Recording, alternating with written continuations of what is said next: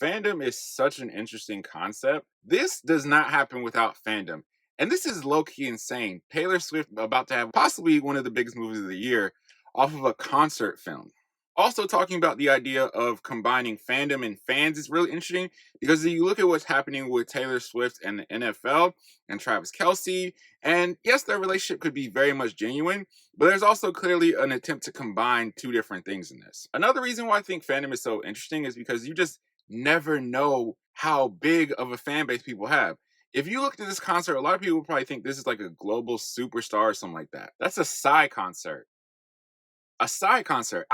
Bruh, it's crazy. One of the biggest concerts of the year, a free concert for 300,000 people, was by a group I never even heard of. I don't even want to try to pronounce the name because I think I might mispronounce it, but I never even heard of it. So I'm really intrigued to see what Beyonce's movie does because I think unfortunately her fan base is often called fickle because of certain things that happen.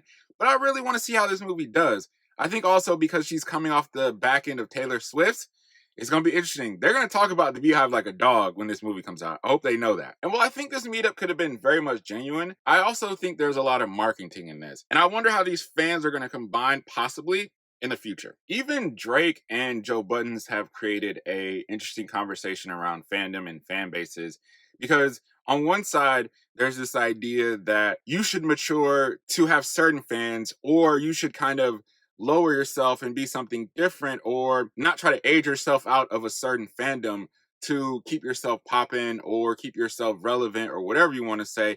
And then on the opposite side, there's this idea of fans not existing because somebody switched something up or somebody did something different, when clearly there are fans there.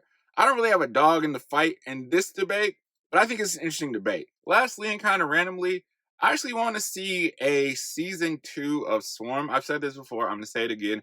I want to see a season 2 of Swarm or the idea of this show based on Nicki Minaj and the Barbz. I think that would make a great concept for the show just because of the way in which Nicki interacts. It's very different from how Beyonce interacts with her fans to a degree. But I really want to see that. Donald, if you hear this, if somebody hears this, somebody gets this to Donald, let's do that. Let's come on. I'm just throwing it out there.